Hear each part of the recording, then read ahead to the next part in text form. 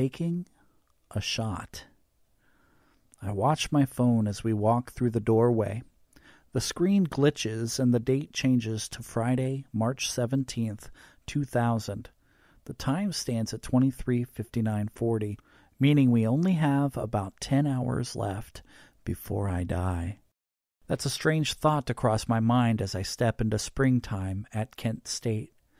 The trees are coming back to life. There's a feeling of renewal in the air. Even the black squirrels have an extra bounce in their gait. We're back at my alma mater, and my younger self has used this bright and sunny day to play escort into the darkest days of the university's history. I told you I wasn't going to be a traditional tour guide. I'd tell you things you wouldn't hear anywhere else. 20-year-old me stands on the hill beside Taylor Hall. He moves to the solar totem statue and shows them a gap in one of the steel panels. Here's physical evidence of what happened. The group moves in for a closer look. If the bullet hole hadn't been pointed out, they probably never would have noticed it. Jen, now a junior in high school, stands on the toes of her Converse high tops and touches history. Seeing his sister's piqued interest, my younger self adds, "During the annual memorial, someone always uses chalk to draw a peace symbol around the bullet hole. Sometimes they'll put flowers through it." Standing just behind my sister is a two-person film crew. Afit Yüksel, originally from Turkey, vibrant and glamorous even as she scratches notes in her pad, speaks a half-dozen languages and reeks of urbane sophistication. Jason Massolini is her baby-face camera operator. He's just as cutting-edge and cool as the film equipment he's borrowed from the school. The promising pair of journalist majors have made the misguided decision to produce a documentary about us for their final thesis. Keeping their distance from the rest of the group, my brother Chris and his friend Tom Hodges express only a mild interest in what happened at the university 3 decades before. Tom dresses darkly. He dyes his hair a stark black, blots out his nails, and dims his lashes with liner. He has a self-inflicted piercing, a safety pin through his eyebrow, and wears heavy boots with a lot of buckles. His whole attitude is a general fuck you. Whether intentional or not, Tom can be prickly. Wanting to make a good impression in the documentary, 20-year-old me seems bothered by the distance Tom and Chris are keeping. He's worried the physical gulf implies brewing trouble in the band. "Can you guys hear me okay?" he asks, holding his hand over his eyes to block out the sun. "Yeah," says Tom. Chris offers a friendly shrug, adding, "We're cool." My younger brother has made a dramatic transformation since high school. Tired of being the fat kid, he's found an ever-increasing interest in sports and fitness, helping him to replace the baby fat, which had hung around through childhood, with bulky muscle. While he'd played high school football with no real aims of becoming an NCAA athlete, this new determination had pushed him further than he ever thought he could go. This new Chris is competitive and popular with the opposite sex. He knows he doesn't have to be loud or ever present to be the star, so he's comfortable loaning the spotlight to his older brother. Still not convinced he's getting the attention he craves, my younger self blinks at the others a moment longer before rolling back into his prepared commentary. In 1970, this campus was the place to go if you wanted to hear music. Joe Walsh was here before the Eagles, when he was in the James Gang. Chris Butler from the Numbers Band, the Waitresses, Ten Huey, a bunch of world-class musicians on the rise. Jen holds up 2 fingers. Groovy. Kent was the place to be on a Friday night. The 1st of May was a Friday. And there was also a peaceful protest that day over the Cambodian campaign in Vietnam. The demonstrators left the gathering with a plan to stage another walkout that Monday, but some of them didn't want to wait. Deciding to bring the war home, they left the shows to break shop windows downtown. Police responded with tear gas. They closed the bars early, and a crowd of drunken students started stumbling back to their dorms and Greek houses. Who were the agitators and who were the regular students?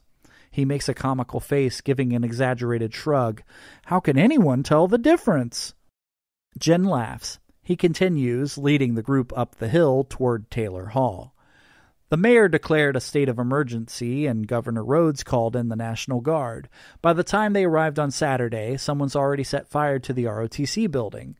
As firefighters tried to put out the blaze, demonstrators slashed their hoses and threw rocks. When the governor gave his speech on Sunday, he called them the most violent student protesters ever. He vowed to do whatever it took to drive them out. All attempts of reconciliation were met with tear gas and bayonets. Stopping and making a dramatic turn, my younger self says, and that brings us to Monday, May 4th. Afid asks, have you ever thought about teaching history? You're quite good at this. With a sardonic grin, 20-year-old me replies, fallback plan. He points northeast toward the parade field. The campus administration tried to cancel the protest, but 2,000 people showed up anyway. Some of them threw rocks at the National Guard, trying to turn them away. Tear gas was deployed again, but the wind made it ineffective. The students began to disperse, marching up Blanket Hill, where we are now. He pivots west. A group of guardsmen advanced on the unarmed protesters. They marched up here, turning toward the parking lot. They went down to one knee and opened fire on the crowd. Jen glances back at the sculpture, now several yards away. The sergeant later said they were shot at by a sniper, but there's no evidence. He aimed his pistol and fired, and at least 29 soldiers took 67 shots. It lasted 13 endless seconds. He stops, pausing as he counts to 13 in his head. When they stopped shooting, 4 students were dead. 9 others were wounded, including one man that would be paralyzed for the rest of his life. 20-year-old me leads the group into the parking lot. He stops near the curb. This is where Jeffrey Miller fell. He was shot through his open mouth and probably died instantly. A 14-year-old hitchhiker who'd come to check out the music scene ran over, crouching down beside his body and shouting for help. The image was the front page of newspapers and magazines around the world. He marches through the lot, stopping now and then to speak. Allison Krauss fell here. The bullet went through her arm and pierced her chest. Her words live on. Flowers are better than bullets. Sandra Lee Schuer bled out from the neck here. She was heading to class when her life was cut short. And William Schroeder, who was simply passing through the area, was struck in the chest. He was a member of the ROTC and died as a radical symbol right here. People just park where they died? Jen asks. I thought they'd have a plaque or something. There's a memorial over there, Chris says, pointing to a grove of trees on the other side of the lot. The guy from Born on the 4th of July, what was his name? 29-year-old me waves his hand in the air as if trying to waft the answer from the ether. You know, the movie, Born on the 4th of July. Tom Cruise? No, the guy Tom Cruise played. He's a Vietnam vet. He was paralyzed in the war. Ron Kovic. Ron Kovic came and spoke at the anniversary ceremony last year, and he led a march. We staged a sit-in outside the library until the administration agreed to close off the spots. They're planning on putting memorials where each of the students fell. You marched with him? Jen asks. That's so cool. Feeling the momentum building, Jason circles around the group to get a shot from over my younger self's shoulder. 20-year-old me says, which brings me to The Pretenders and Devo. The bands? Asks Chris. What does any of this have to do with them? That's what I wanted to tell you. 20-year-old me says, before they were famous musicians, they were here, running from bullets that day. Chrissy Hynde said the Pretenders' song Revolution was inspired by her experience here. And as for Devo, Jerry Cassell, Bob Lewis, and Mark Mothersbaugh were all actively involved in the protests. For example, while no one got arrested for burning the ROTC building down, the FBI did show up at Mothersbaugh's house.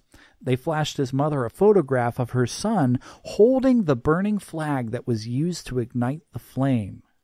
Their band name comes from the concept of de-evolution, which they said was the best way to explain what they were witnessing here and in the country. Tom asks, are you saying we should play Whip It? I'm saying where we stand right now is sacred ground. 20-year-old me points at his feet. This is where our band is born. We don't even have a name, says Chris. Yes, we do, Jen replies. The Kent State Shooters. The others shake their heads, very emphatically disavowing the idea. Chris says, I thought we decided on peptic ulcer. No. Emergency underwear? Not a chance. Not a chance? Is that your response or a proposal?